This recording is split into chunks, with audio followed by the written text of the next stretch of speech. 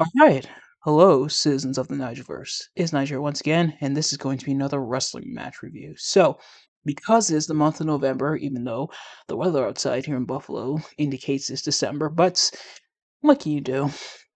But because it's the month of November and it's still kind of Survivor Series season, and I am looking at some older Survivor Series matches, and this one is not as old as the one I looked at previously, which was Shawn Michaels versus Bret Hart at Survivor Series 1992. If you haven't already, go check out that review. But this one, a little bit down the line, but I still want to talk about it. Now, previously, here on the channel, I've talked about The Rock versus John Cena twice in a lifetime. We thought it was once, but it turned out to be twice. So we talked about both Rock versus Cena matches at WrestleMania, which I recommend for historical significance, if anything.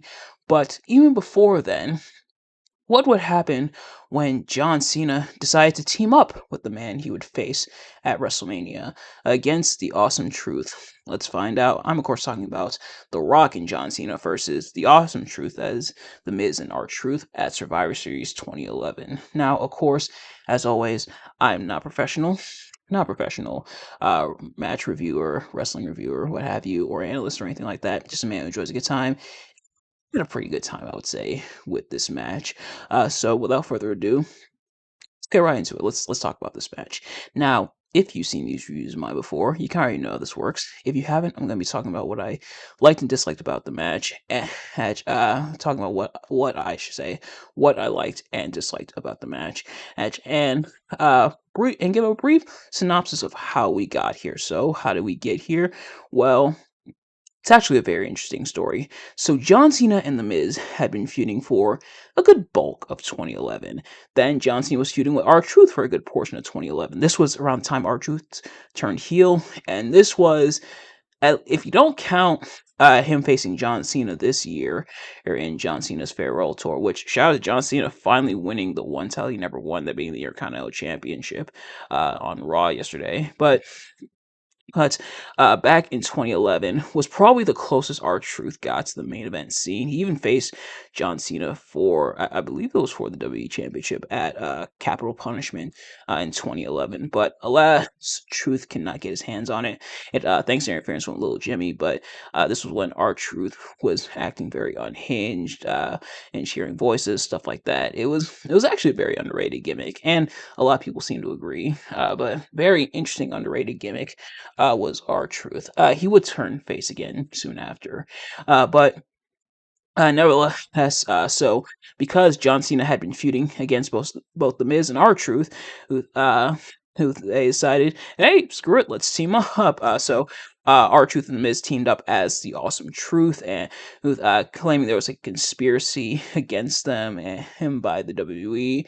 They roped Triple H into it, who was that was like when he had just been and named COO in 2011, and it was working the storyline, and they blame Miz and Truth for Triple H kind of being removed from power. But nevertheless, so the Awesome Truth was running amok, and so they're going to face Cena here at Survivor Series. Cena's original partner was Zack Ryder, but Zack Ryder was taken out by the Awesome Truth.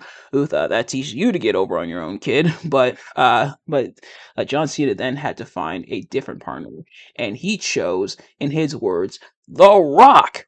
Big old thing of drool coming down his face. I forgot that was that promo leading into Survivor Series, where John Cena hit the drool. It wasn't until I went back and saw kind of the circumstances surrounding the match and how we got here. Well, I was like, oh my god, it was that promo where John Cena says that his partner at Survivor Series is going to be The Rock, which does get a big pop from the audience. And but then it's almost immediately ruined, not just by a big old thing of drool coming down his lip, which has gone on to be memed for several years after the fact. But then I think it's Michael Cole. Judging by the voice, I believe it's Michael Cole. Immediately laughing afterwards. I think Michael Cole was still in his heel era. I think by this point it was starting to wind down a little bit. I think it was mo it was most, if not completely gone, when Jerry Lawler had his heart attack, which I forget exactly when that was, so let me look it up. But nevertheless, as has kind of immediately ruined the moment. But it is pretty funny. It is still very funny in hindsight, and lo and behold, The Rock did accept. So let's see.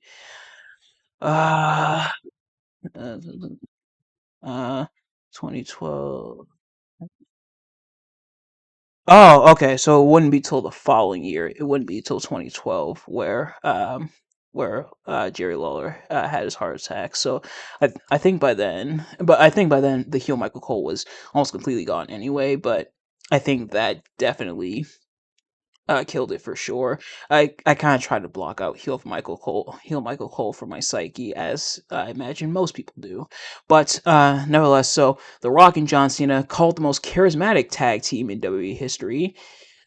Sure, but they're going to be teaming against The Miz and R-Truth.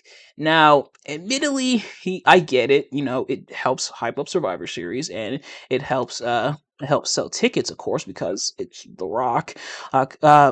But if it was me, he uh part of me feels like they maybe should have waited till WrestleMania to have The Rock get back in the ring. Um nevertheless, he's going to be in the ring here. I get from a business standpoint, I get why they did it. But a part of me feels like they probably should have kept The Rock out of the ring, at least in terms of a match, until WrestleMania. But maybe that's just me. But as for this match, as for what I liked, The Rock definitely hasn't missed a beat. The Rock still able to go. Still very impressive in the ring for what he did. It, excuse me, actually doing his fair share of the legwork alongside John Cena against the Awesome Truth, and really all four guys were able to do their thing within the ring. But The Rock definitely, there was that kind of question mark: could he still go? And as it turns out, he very much still could. So The Rock still able to go, still able to really do his thing within the ring, busting out the DDTs, clotheslines, stuff like that. So The Rock still looking pretty good. And I imagine part of that was due to him doing movies and him still having to be in shape for the movies he was doing. And this was around when he really started to go into a lot of action movies. Which, granted, he was already kind of doing beforehand, but I think that mainly helped with him keeping in shape to be able to do the match. And The Rock at this time did even have the goatee, which kind of an underrated look for The Rock, in my opinion. Like the bald head, but with the goatee. But maybe that's just me.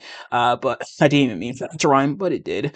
But The Rock still able to go.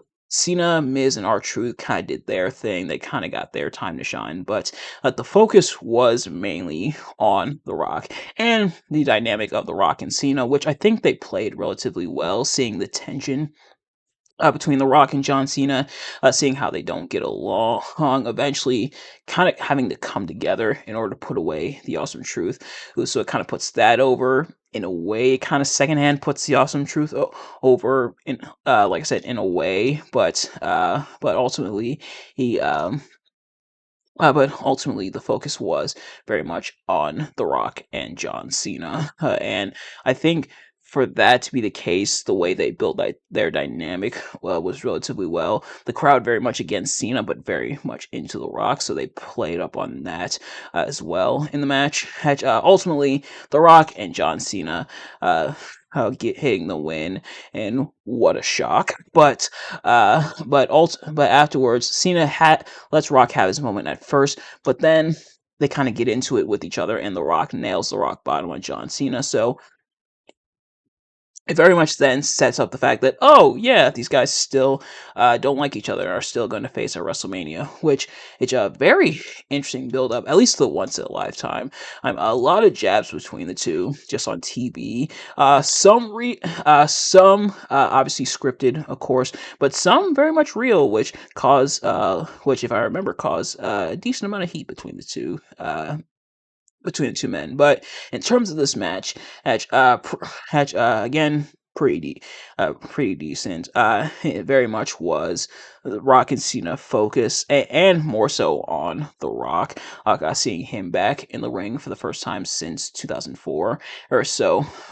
So 7 years away from actual in-ring competition, but I think they pulled it off relatively well. Rock still looks good. The other guys, they're able to do their thing. And so the way it's built, I think it definitely pays off for the most part.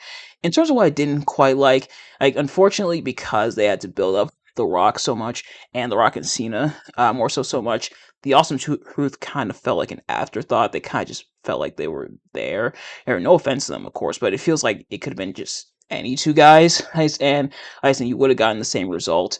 We do see kind of them revisiting the feud between Miz and Cena and R-Truth and Cena, and even a little bit of Rock and Miz. And there was that moment where Miz came out dressed as The Rock, uh, um, with like the bald cap and the glasses, which admittedly was pretty funny. But unfortunately, Miz and R-Truth kind of an afterthought in this match, which is unfortunate. It it and I get what they were doing in the match. It very much wasn't about them, so it's not like too much was lost. But it does kind of cause a disservice in a way. Maybe that's just me. Maybe I'm going. Maybe I'm looking at it kind of from that lens, but the Miz and R-Truth just kind of feel like they're there, very much the focus not on them. They kind of try on commentary. It is funny because Booker T is just ripping The Rock on commentary. Nice callback to their feud in 2001, where and like the Team WWF versus Team Alliance kind of thing, and stuff like that, and the battles between Booker T and The Rock. But yeah, the Miz, R-Truth, the Awesome Truth kind of feel like an afterthought, and they end up breaking up as a team the night after anyway. So it almost kind of feels like it was for nothing, but you had to feed somebody to The Rock and John Cena, and I guess the Awesome Truth was up. But nevertheless, that's going to do it for this review. Thank you all so much for watching. I hope you enjoyed. If you did, please do me a favor. Like, comment, subscribe, share with your friends, turn on those post notifications so you know every time I upload a video so you never miss an upload. And let me know in the comment section below your thoughts on this match, your thoughts on my review. Do you like this match? Do you like my review of the match? Let me know. Thank you all so much for watching, and I will see you guys later. Peace.